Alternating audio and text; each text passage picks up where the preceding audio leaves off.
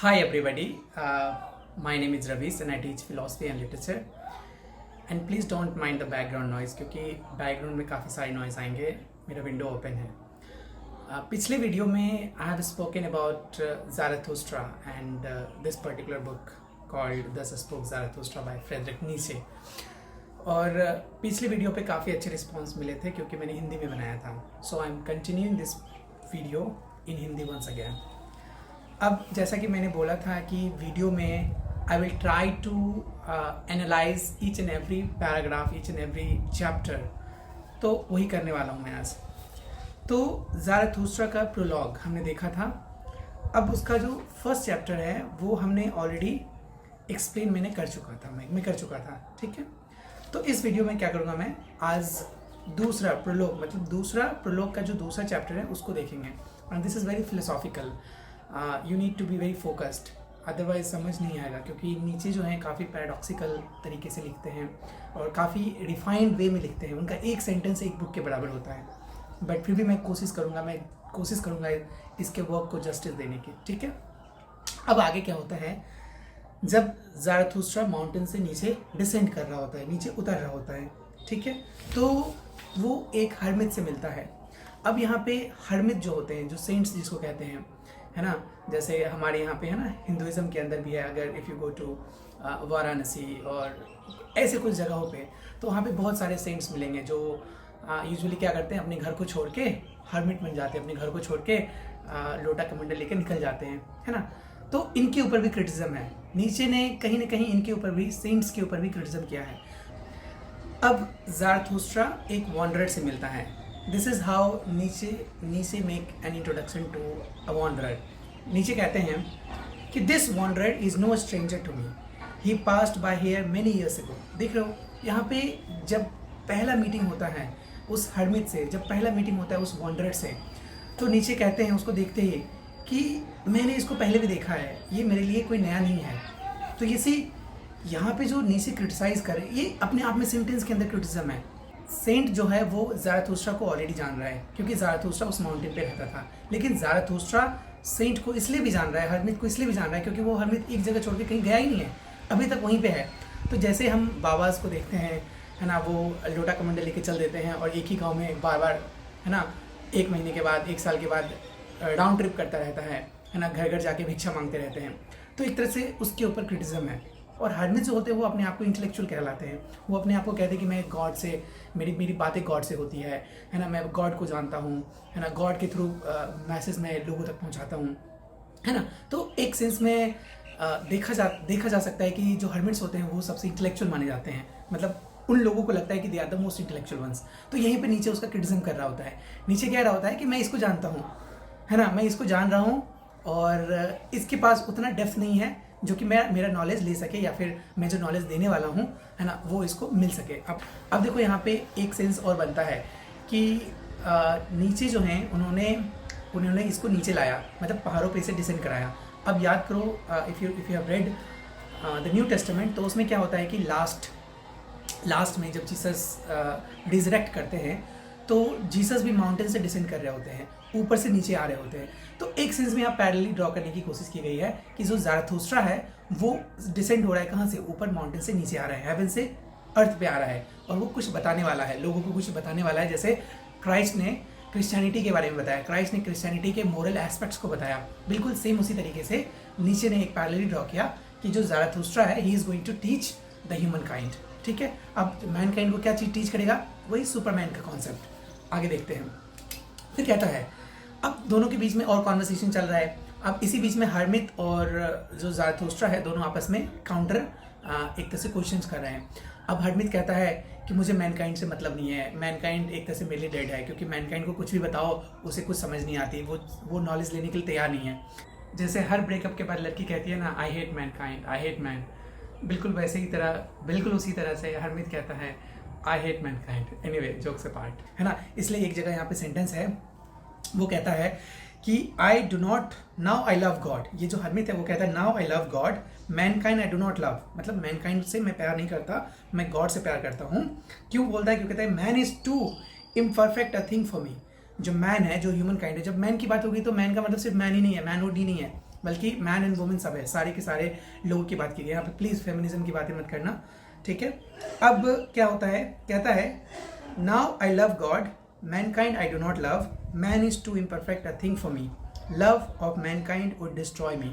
अब जो हरमित है उसको लगता है कि जो मैनकाइंड के लिए जो प्यार है, क्योंकि हरमित को ऐसा लगता है, देखो ये क्रिटिज्म है, हरमित को हमेशा ऐसा लगता है, जो सेंट्स होते हैं उनको हमेशा ऐसा लगता है कि मैं लोगों के ऊपर प्यार बरसा रहा हूँ, मतलब गॉड का जो प्यार है वो मुझमें डिसेंड होता है और मैं लोगों को प्यार दे रहा हूँ, है ना। इसके ऊपर नीचे ने क्रिटिज्म किया है, एक सेंस में पैराडॉक्सिकल क्रिटिज्म है। नीचे कहना चाहते हैं कि देखो ये अपने आप को कह रहे हैं कि मैं इंटेलेक्चुअल हूँ, है ना, मैं प्यार बरसा रहा हूँ, लेकिन ये एक्चुअली में रियलिटी है ही नहीं, ठीक है। फिर आगे ज़राथुस्त्रा कहता है कि नहीं, मैं तो मैन से ह्यूमन काइंड से प्यार करता हूँ, मैन काइंड से प्यार करता हूँ, इसलिए मैं नीचे डिसेंड किया हूँ, इसलिए मैं लोगों को मैसेज पहुँचाऊँगा। तो उस पर ये जो प्रिस्ट है वो क्या कहता है, वो कहता है कि वो हंसता है पहले एक दूसरे पे दोनों हंसते हैं, फिर कहते हैं see to it that they accept your treasure. अब कहते हैं कि देख लेना कि कहीं तुम्हारे ट्रेजर को मेरी तरह मतलब एक तरह से जैसे मेरे ट्रेजर को उन्होंने समझा नहीं, लोग मैनकाइंड जो है वो समझे नहीं, तुम्हारे ट्रेजर को भी शायद ना समझे, इसलिए थोड़ा सोच समझ के जाना। फिर कहता है कि they are mistrustful of hermits and do not believe that we come to grieve. और कहता है कि उन लोगों को हर्मिट्स पे विश्वास नहीं है, क्योंकि उनको लगता नहीं है कि उनके साथ वो ग्रीव करने के लिए आए हैं, ठीक है। तो यहाँ पे क्रिटिज्म पता चल गया। आगे सेंट कहता है, अब ज़राथुस्त्रा इसी बात पे पूछता है सेंट से कि अच्छा सेंट तुम बताओ कि तुम क्या करते हो, लोगों को क्या देते हो, या फिर तुम खुश कैसे हो। क्योंकि देखो अल्टीमेट क्वेश्चन क्या है फिलॉसफी का, हैप्पीनेस को ढूंढना। यहाँ पे नीचे बहुत सारे क्वेश्चंस करते हैं, बहुत सारे क्वेश्चंस, बट यहाँ पे एक वेरी फंडामेंटल क्वेश्चन है। वो हरमित से पूछता है कि तुम गॉड से बातें कैसे करते हो, या फिर तुम खुश कैसे रहते हो। तो देखो यहाँ पे हरमित ने क्या बोला है, हरमित ने बोला है I make songs and Singh them, and when I make songs I laugh weep and मटर, thus I praise God, which means कि in order to praise God he has to sing a song, he has to write a song। अब देखो हरमिट्स क्या करते हैं, अब मैं already एक क्रिश्चियन कम्युनिटी का मेंबर हूँ, even though I am not a Christian and I do not claim to be a Christian, मुझे इसमें कोई खुशी भी नहीं है कहने को। मैं बस ये कहना चाह रहा हूँ कि सारे के सारे रिलीजन अपने आप अपनी जगह पे सही है, and I am not criticising any religion here, मैं बस बुक की इंटरप्रिटेशन कर रहा हूँ। प्लीज़ अपना थिंकिंग मत डालना कमेंट बॉक्स में। यहाँ पे क्या है कि नीचे जो हैं बहुत हाईली क्रिटिकल हैं स्पेशली क्रिश्चियनिटी के अगेंस्ट, क्योंकि नीचे जो थे उन्होंने क्रिश्चियनिटी को अच्छे से पढ़ा था, अच्छे से समझा था, इसलिए उन्होंने क्रिटिज्म किया। तो मैं जो भी पैरेलली ड्रॉ करूँगा वो इंडियन कह सकते हैं कि थियोलॉजी के बराबर का होगा, ठीक है। मतलब मैं इंडियन कॉन्टेक्स्ट से क्रिश्चियनिटी को भी क्रिटिसाइज करूँगा, मतलब मैं नहीं करूँगा बल्कि नीचे कर रहा है उसको मैं एक्सप्लेन करने की कोशिश करूँगा, ठीक है। तो यहाँ पे क्या हो रहा है कि इमेजिन करो कि तुम किसी जगह पे गए हो, खासकर मंदिर में गए हो या फिर चर्च वाले जगह पे गए हो जहाँ पे लोग आपस में बैठ के बाइबल को पढ़ते हैं, है ना, बाइबल रीड करते हैं। तो वहाँ पे देखना एक कॉमन होता है हर्मिट्स के बीच, ये कॉमन ये होता है कि वो लोग गाना लिखते हैं, और गाना जिसको हिम कहा जाता है ना, गाना लिखेंगे, गाना सुनाएंगे, गाना गाते रहेंगे। तो कहते हैं कि मतलब एक तरह से क्रिटिज्म है कि तुम मतलब नीचे कर रहा है, यहाँ पे ज़राथुस्त्रा कर रहा है क्रिटिज्म किसके ऊपर, सेंट्स के ऊपर कह रहा है ना, हर्मित के ऊपर कह रहा है कि ये बताओ हरमित कि तुम करते क्या हो, मतलब हैप्पीनेस के लिए क्या करते हो। तो वो कहता है कि मैं गाने लिखता हूँ, मैं गाता हूँ, है ना, मैं सिंग करता हूँ, मैं खुश रहता हूँ, मैं डांस करता हूँ। तो नीचे कहते हैं कि अच्छा, तो देखो नीचे को पता है, ज़राथुस्त्रा को पता है कि this is not the ultimate reason for happiness, है ना, मतलब ये अकेला ही रीज़न नहीं हो सकता हैप्पीनेस का, है ना। इसलिए वो क्या करते हैं, वो आगे बढ़ते हैं, और वो लास्ट में उन्होंने एक बहुत सुंदर सेंटेंस बोला है, उन्होंने बोला है कि बट व्हेन ज़राथुस्त्रा वाज अलोन, अब जब हरमित आगे जा चुका था, जब ज़राथुस्त्रा अकेला था, तो कहते हैं ही स्पोक दस टू हिज हार्ट, उसने अपने हृदय से बोला, क्या बोला कि कुड इट बी पॉसिबल, क्या ये संभव है, क्या संभव है, this old saint has not yet heard in his forest that God is dead. अब ये जो गॉड इज डेड का कॉन्सेप्ट है कि भगवान मर चुका है, तो भगवान मर चुका है, ये मैसेज जो है अभी तक हरमित को शायद नहीं मिला है, इसलिए वो भगवान में लीन है, इसलिए वो भगवान के बारे में सोच रहा है, इसलिए वो गॉड के बारे में मतलब गाने लिख रहा है, गाने गुनगुना रहा है। तो यहाँ पे देख रहे हो ना क्रिटिज्म किस लेवल का है, बहुत नेक्स्ट लेवल का क्रिटिज्म नीचे ने किया है। नीचे ने डायरेक्ट खारिज कर दिया है सेंट्स को, नीचे ने डायरेक्ट हरमिट्स को बोला है कि hermits are not the best kind of people, क्योंकि जनरली हरमित को लगता है कि we are the best kind of people, हम लोगों को नॉलेज देते हैं, हम लोगों को गॉड के बारे में, ईश्वर के बारे में चीज़ों को सिखाते हैं, बट नीचे यहाँ डायरेक्ट खारिज कर देता है। If you read the book called on the genealogy of morality का 3rd ऐसे, उसमें नीचे ने एस्थेटिक आइडियल्स के बारे में बोला है। एस्थेटिक आइडियल्स यही लोग होते हैं हर्मिट जो होते हैं या फिर गॉड के ऊपर जो विश्वास करते हैं या है ना, जो लोटा कमंडल लेके चले जाते हैं, है ना, इन लोगों को हर्मिट्स बोला गया है। और ये लोग जो होते हैं, ये लोग वर्स्ट काइंड ऑफ पीपल होते हैं। अब मैं जब वो पढ़ाऊंगा on the genealogy of morality, तब मैं उसमें एक्सप्लेन करूंगा। And if you want me to make a video on that particular topic, तो please write down in the comment section, ताकि मैं ज़्यादा अगर कमेंट्स आएंगे या ज़्यादा लाइक्स आएंगे उस कमेंट पे, तो मैं वीडियो बनाऊंगा, ठीक है। अब प्लीज़ फॉलो और सब्सक्राइब कर लो इस चैनल को, क्योंकि जनरली फिलॉसफी और लिटरेचर के जो चैनल होते हैं वो ग्रो नहीं करता है। तो if you won't follow and subscribe, तो ये चैनल भी ग्रो नहीं करेगा, है ना, ठीक है।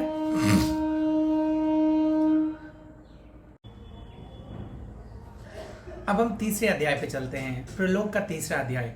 अब तीसरे चैप्टर में क्या है कि नीचे ने ऑलरेडी ये स्थापित कर दिया है कि जो मैनकाइंड है, ह्यूमन काइंड जो है, वो यूजलेस है, ठीक है। क्योंकि हर्मित ने बोला, रिमेंबर पिछले स्टेटमेंट में क्या हुआ, हर्मित ने बोला कि जो मैनकाइंड को मैं प्यार नहीं करता, आई do not love Mankind, I love God. तो वहाँ पे हर्मित ने ऑलरेडी बोल रखा है कि मैं मैनकाइंड को पसंद नहीं करता, क्योंकि मैनकाइंड जो है वो एक तरह से कह सकते हैं कि मतलब अब उस लेवल का नहीं रहा, अब वो उतना मेहनत करने वाला नहीं रहा, अब वो जो इवोल्यूशनरी मैनकाइंड है वो एक तरह से खत्म हो चुका है, ठीक है। तो हर्मित के अनुसार मैनकाइंड, मतलब जो मैनकाइंड है उसका इवोल्यूशन खत्म हो चुका है। लेकिन नीचे ज़ारथुस्त्रा के अनुसार ये हर्मित का भी जो इवोल्यूशन है वो भी खत्म हो चुका है। तो हमने दो चीज़ पैरेलली इसने ड्रॉ किया। पहला उसने ये इस्टेब्लिश किया, नीचे ने पहला चीज़ ये इस्टेब्लिश किया कि मैनकाइंड, और दूसरा ये जो हर्मित होते हैं ये दोनों के दोनों क्या हो चुके हैं, यूजलेस हो चुके हैं। अब नीचे जो है ज़ारथुस्त्रा जो है वो अपनी थिंकिंग देगा, which means Zarathustra is well beyond, और कह सकते हैं कि इन दोनों लोगों से ज़्यादा ऊपर है, जो कि नॉलेज को शेयर कर सकता है, ठीक है। अब देखो तीसरे अध्याय में क्या होता है, कहता है कि when Zarathustra arrived at the nearest of the towns, अब उस जिस पहाड़ से वो डिसेंड कर रहा था, है ना, खासकर मैं बता दूं कि ये जो पहाड़ है ये स्विट्जरलैंड में है। मैं भी कभी जाऊंगा स्विट्जरलैंड, मुझे स्विट्जरलैंड के पहाड़ या वादियाँ पसंद नहीं है। मुझे स्विट्जरलैंड इसलिए जाना है क्योंकि नीचे जो है उनका डेथ स्विट्जरलैंड में हुआ था, और इनका जो थिंकिंग है, इनका एक म्यूजियम है स्विट्जरलैंड में। I really want to see that. Anyway, अब यहाँ पे जो ज़ारथुस्त्रा है वो अब शहर में आ चुका है। अब वो शहर में आया, अब शहर में आते ही उसने देखा मैनकाइंड को, ह्यूमन काइंड को। फर्स्ट इंटरेक्शन है उसका ह्यूमन काइंड से। ज़ारथुस्त्रा का इंटरेक्शन काफ़ी सालों के बाद पहली बार ह्यूमन काइंड से हो रहा है। अब उसने क्या देखा ह्यूमन काइंड में, ह्यूमन काइंड में देखा कि जो ह्यूमैनिटी है वो ट्रांसफॉर्म होना बंद हो गया है। अब याद करो, इसी समय क्या हुआ था कि चार्ल्स डार्विन ने एक बुक पब्लिश किया था इससे पहले, ये क्या कहते हैं, द ओरिजिन ऑफ स्पीसीज। और ओरिजिन ऑफ स्पीसीज में चार्ल्स डार्विन ने क्या बोला था कि हमारा जो इवोल्यूशन हुआ है वो कीड़े मकोड़ों से हुआ है ना। Please do remember this point, क्योंकि नीचे यहाँ पे पॉइंट बनाते हैं, ठीक है। अब क्या होता है कि नीचे कहता है कि जो हमारा फर्दर इवोल्यूशन है, कीड़े से हमने ह्यूमन बीइंग बने, मतलब कीड़ा से जब हम ह्यूमन बने, ह्यूमैनिटी आई, तो ये एक इवोल्यूशन अपने आप में खत्म हो गया है। और वो कहता है कि ये जो सोर्स ऑफ पॉल्यूशन है वो एक तरह से इटर्निटी तक चलेगा, मतलब अब आगे कुछ बचा ही नहीं है कि जिसके बेसिस पे ह्यूमन जो है वो इवॉल्व हो सके, ठीक है।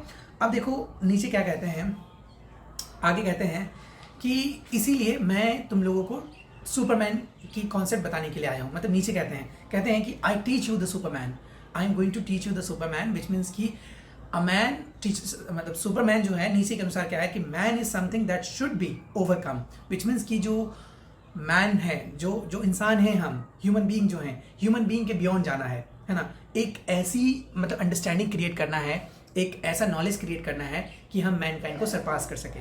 तो इसका जो कॉन्सेप्ट है उबरमेंश का, यहीं पे उसने दिया। अब कहता है कि what is the ape to man, बहुत बहुत क्रिटिकल क्वेश्चन है, थिंक अबाउट इट। कहता है कि what is the ape to man, a laughing stock और अ पेनफुल एम्बैरेसमेंट। देखो अब एप से कंपेयर कर रहा है ह्यूमन बीइंग को, ह्यूमैनिटी को, क्यों? क्योंकि उनको लग गया है कि ह्यूमैनिटी जो है अब वो फर्दर इवोल्यूशन नहीं कर सकता। तो फर्दर इवोल्यूशन एप से हम ह्यूमन बने। तो अब कहते हैं कि एप हमारे लिए क्या है, एक तरह से लाफिंग स्टॉक है, क्योंकि जब भी हम चिड़ियाघरों में या जू में जब भी जाते हैं तो हम एप को जब देखते हैं तो उस पर हंसते हैं, है ना, काफ़ी तेज से हंसते हैं कि देखो एप कैसे कर रहा है, बिहेव कर रहा है। तो कह रहे हैं कि जिस तरह से एप के लिए, मतलब जिस तरह से मैन के लिए एप है एक लाफिंग स्टॉक है, उसी तरीके से नीचे कहता है and just so shall man be the superman, a laughing stock और अ पेनफुल एम्बैरेसमेंट। इसलिए कहता है कि अगर इंसान को और फर्दर इवॉल्व होना है और बियॉन्ड ह्यूमन बीइंग जाना है, तभी हम इस पर हंस सकते हैं, otherwise we will also be an ape. हम भी उसी तरह से एप बन जाएंगे, हम भी उसी तरीके से रह जाएंगे। थिंक अबाउट इट कि मतलब यहाँ पे बहुत बड़ा फिलोसॉफिकल एक तरह से दायरा है, बहुत बड़ा ब्रॉड है। अब इमेजिन करो, मैं भी इसके बारे में कभी कभी सोचता था, तो जैसे एप से हम इंसान बने, ठीक है, फिर इंसान से जो सुपर ह्यूमन बनेगा, या खासकर अगर आज पोस्ट मॉडर्न की बात करें तो ट्रांस ह्यूमन जिसको कहते हैं, कि फर्दर ह्यूमन का इवोल्यूशन है ना, साइंटिफिक तरीके से, है ना, आधा रोबोटिक होगा, आधा इंसान होगा, इंसान का ब्रेन होगा लेकिन शरीर रोबोट का होगा। मतलब think about all the possibilities that we have today, है ना। मतलब उस पॉसिबिलिटी से क्या होगा, मैन जो है वो फर्दर इवॉल्व होके मैन काइंड जो फर्दर इवॉल्व होकर सुपरमैन बन जाएगा। सुपरमैन उस सेंस में नहीं कि जो हवा में उड़ता है, उसकी बात नहीं कर रहा हूँ मैं, उसकी बात कर रहा हूँ कि जिसके अंदर एक इनॉर्मस नॉलेज होगा, थिंकिंग होगा, है ना, एक प्रॉस्पर हैप्पीनेस होगा, ठीक है। तो वही कहता है कि जो सुपरमैन होगा वो इंसान पे हंसेगा। क्यों? क्योंकि वो इंसान से ऊपर आ चुका है, इंसान से इवॉल्व हो चुका है। और जो इंसान अभी है वो एप को देख के हंसता है। क्यों? क्योंकि एप से इवॉल्व हो चुका है। तो एप की जो एक्टिविटी है वो एक समय में इंसान की एक्टिविटी हुआ करती थी, और उस बात पे आज इंसान हंस रहा है। लेकिन जब हम सुपरमैन बन जाएंगे तब वो जो सुपरमैन होगा वो हंसेगा किस पे? इंसान पे हंसेगा, बिल्कुल एप की तरह। देख लो यहाँ पे कितना एक ब्रॉडर छलांग नीचे ने लगाया है, ठीक है। थिंक अबाउट इट, इसको पॉज करके सोचो इसके बारे में, है ना। फिर आगे कहता है कि जिस तरह से लोग एप को एज ए लाफिंग स्टॉक मानते हैं, उसी तरीके से नीचे कहते हैं कि इंसान भी लाफिंग स्टॉक हो जाएगा अगर वो इवॉल्व नहीं करेगा तो, ठीक है। फिर कहता है कि you have made your way from worm to a man and much in you is still a worm. हम कहते हैं कि तुम्हारा जो इवोल्यूशन हुआ है, इंसान का जो इवोल्यूशन हुआ है, मेरा, तुम्हारा और सबकी बात कर रहे हैं यहाँ पे। कहते हैं कि जो इवोल्यूशन हुआ है वो कहाँ से हुआ है? वोम से हुआ है, मतलब एक कीड़े से हुआ है। और अगर हम इवॉल्व नहीं होंगे, और कहते हैं कि उसका जो डीएनए है वो हमारे अंदर भी है। एंड इट इज़ ट्रू, क्योंकि अगर हम ओरिजिन ऑफ स्पीसीज़ को ट्रूथ माने, अगर हमारी जो ओरिजिन है थोड़ी देर के लिए अगर हम भूल जाएंगे, इफ़ यू रीड बाइबल या फिर महाभारत या फिर कुरान, तो सब में एक ही चीज़ है, स्टार्टिंग होता है कि God has created heaven and earth, यहीं से शुरुआत होता है ना। मैं पढ़ा हूँ इसलिए मैं बता रहा हूँ, if you want to read you can just read yourself. तो अब जैसे जेनेसिस चैप्टर में कहता है, सबसे पहला सेंटेंस है जेनेसिस चैप्टर में कि God has created heaven and earth, फिर उसने लाइट से डार्कनेस को अलग किया। अब देखो ये जो इवोल्यूशन प्रोसेस जो विश्वास नहीं करता है, जो चार्ल्स डार्विन के इवोल्यूशन प्रोसेस पे विश्वास करता है कि हम सारे के सारे लोग कीड़े से आए हैं, तो यहाँ पे नीचे कह रहे हैं जो हमारा जो इवोल्यूशन हुआ है वो भी एक कीड़े से हुआ है। तो दैट मीन्स कि उसका जो डीएनए है वो हमारे अंदर है। तो अगर हम फर्दर इवोल्यूशन नहीं करेंगे, फर्दर इवॉल्व नहीं करेंगे, तो क्या होंगे? हम भी कीड़े हो जाएंगे। मतलब विच मीन्स कि हमारा डीएनए भी कीड़े की तरह ही होगा। तो इवेंचुअली जो ह्यूमन काइंड है, मैन काइंड है, वो कीड़ा ही है ना, नीचे के अनुसार। बहुत बड़ा क्रिटिज्म है, बहुत डीप क्रिटिज्म है, ठीक है। इसलिए वो कहता है कि मैं इस चीज़ से बाहर निकालने तुम्हें आया हूँ, है ना। किसको? ह्यूमन काइंड को बोलता है, मैन काइंड को कहता है। इसलिए कहता है कि behold I teach you the superman is the meaning of the अर्थ। अब देखो यहाँ पे काफ़ी नेचुरलिस्टिक पॉइंट ऑफ व्यू नीचे ने दिया है। नीचे बहुत ज़्यादा कनेक्टेड थे नेचर से, क्योंकि यहाँ पे दिखता है, डेप्थ दिखता है। और नीचे को हमेशा लगता था कि नेचर में हर चीज़ मिलता है, क्योंकि देखो ज़ारथुस्ट्रा नेचर से आया था। वो केव में रहता था ऊपर पहाड़ों के ऊपर, और वो पहाड़ों से डिसेंड कर रहा है, और उसके अंदर जो डेप्थ है, जो इनलाइटनमेंट है, वो पहाड़ों की वजह से हुआ है, वो नेचर की वजह से हुआ है। तो वो क्या कहता है कि जो इंसान है वो अर्थ से बिलोंग करता है, वी बिलोंग टू अर्थ। अब देखो यहाँ पे कोई मेटाफिजिकल चीज़ की बात नहीं की जा रही है, यहाँ पे कोई कॉस्मोस की बात नहीं की जा रही है, यहाँ पे कोई इटर्निटी की बात नहीं की जा रही है। यहाँ पे बात की जा रही है इसी अर्थ की जिस अर्थ पे हम पैदा हुए हैं। और कहता है, क्या कहता है? कहता है कि the superman is the meaning of the earth. Earth की जो मीनिंग है वही सुपरमैन है। विच मीन्स कि अर्थ में इमेजिन करो कि हम एक छोटा सा बीज लगाते हैं, ज़मीन के अंदर गाड़ते हैं, तो वो बीज क्या होता है कि बारिश की वजह से क्या होता है, धीरे धीरे पनपने लगता है, धीरे धीरे निकलने लगता है ना। और जब वो निकल के एक बहुत बड़ा पेड़ हो जाता है, इमेजिन दैट। तो वही कहते हैं कि ये जो बड़ा पेड़ है वो सुपरमैन है ना। तो हमें क्योंकि जो सुपरमैन है वो अर्थ ही है, अर्थ इज द सुपरमैन। फिर कहता है कि let your will say the Superman shall be the meaning of the अर्थ। और ये जो सुपरमैन है इसकी जो मीनिंग होगी ये भी अर्थ ही होगी। विच मीन्स कि human kind, man kind, Superman, everything is connected with the earth. और इसी अर्थ से हर चीज़ का इवोल्यूशन हुआ है, और इसी अर्थ से हम आगे बढ़ेंगे, ठीक है। अब वो आगे जाके कहता है कि but tell me my brothers, मतलब लोगों को ये ब्रदर कहता है, ब्रदरिन कहता है कि what does your body say about your soul. बहुत सारे उसने बहुत सारे क्वेश्चंस किए कि मतलब उसने सोल के बारे में पूछा, हैप्पीनेस के बारे में पूछा, रीजन के बारे में पूछा, है ना, वर्च्यू के बारे में पूछा, बहुत सारे क्वेश्चंस पूछता है ना। और उसमें वो एक पॉइंट बनाता है, कहता है in truth man is a polluted river. Man जो है वो एक तरह से पॉल्यूटेड रिवर की तरह है। इसलिए देखो यहाँ पे जो स्टेटमेंट है बहुत बार कोटेशन में आता है कि one must be a sea to receive a polluted river and not to be defined. मतलब कि इंसान को समंदर होना पड़ेगा अगर वो क्योंकि इंसान जो है ना वो एवरीडे हम लोग पॉल्यूशन ले रहे हैं, पॉल्यूटेड चीज़ें ले रहे हैं। मतलब कोई दूसरा चूज़, मतलब मैंने देखा है खासकर बिहार में बहुत सारे अश्लील भोजपुरी गाने लोग सुनते हैं। आई एम नॉट सेइंग कि मेरे खान में भी जाता ही of course, but think about this post modernity, think about this post modern world. इसमें क्या है, लोग इतनी सारी वल्गर चीज़ें सुन रहे हैं, इतनी सारी वल्गर चीज़ें ले रहे हैं। सिर्फ वल्गरिज्म की बात नहीं है, सोसाइटी इन पर्टिकुलर हर चीज़ के बारे में है कि अगर कोई किसी से बातें कर रहा है तो गलत चीज़ें बताएगा, गलत चीज़ें करेगा। ये सारी की सारी चीज़ें क्या है, ये सारी की सारी पॉल्यूशन है, और वो पॉल्यूशन हम अपने अंदर ले रहे हैं। तो हमें समंदर होना पड़ेगा ताकि उस पॉल्यूशन से हम दूषित ना हो पाए, क्योंकि समंदर में कितने भी पानी छोड़ दो, कितने भी गंदे पानी डाल दो, समंदर कभी दूषित नहीं होता है। तो यही नीचे कहना चाह रहा है कि इंसान इतना दूषित हो चुका है, मैनकाइंड इतना खराब हो चुका है, मैनकाइंड इतना सड़ चुका है कि हमें इसको बदलने की जरूरत है, हमें समंदर होने की जरूरत है। और ये समंदर तभी होगा जब तुम ह्यूमन काइंड को बियॉन्ड ह्यूमन ले जाओगे, जब तुम मेटा ह्यूमन बनाओगे, जब तुम एक तरह से सुपरमैन बनाओगे, ओवरमैन बनाओगे। ठीक है, देखो बहुत बड़ा क्रिटिसिज्म है, मैं फिर बता रहा हूँ। ठीक है, फिर आगे कहता है, फिर लास्ट में उसने बहुत सारे क्वेश्चंस किए, what is virtue, what is good, what is, मतलब बहुत सारे क्वेश्चंस किए, व्हाट इज पिटी। फिर लास्ट में वो कहता है कि behold I teach you the Superman, he is the lightning and he is the madness. देखो लाइटनिंग एंड मैडनेस को कंपेयर कर रहा है ह्यूमैनिटी से, मैनकाइंड से, मतलब मैनकाइंड से नहीं, सुपरमैन से। कहते हैं कि जो ह्यूमैनिटी है, जो मैनकाइंड है या जो सुपरमैन है, वो क्या है, वो लाइटनिंग है। किस तरह से जब लाइटनिंग होती है तो वो हमारे बियॉन्ड अंडरस्टैंडिंग होता है, राइट। और कहता है कि ही इज द मैडनेस, और मैडनेस भी वही है, क्योंकि हमारे अंदर एक तरह से क्योस और मैडनेस होना चाहिए किसी चीज़ को अचीव करने के लिए। सपोज लेट्स से कि अगर तुम किसी लड़की से प्यार करते हो थोड़ी देर के लिए, तो उस लड़की को अचीव करने के लिए, उस लड़की को पाने के लिए हर चीज़ को पार कर जाते हो, हर हदे को पार कर जाते हो, है ना। खैर हम जैसे फिलोसफर्स ऐसे नहीं होते हैं, we are a different kind of person. एक फिलोसफी जब पढ़ लोगे ना तो you will be a very different person, you will be a very calm person, you won't be able to give that kind of मतलब उतना attention तुम लड़की को नहीं दे पाओगे, है ना। खैर मैं अपने एक्सपीरियंस से बता रहा हूँ, but it's totally up to you.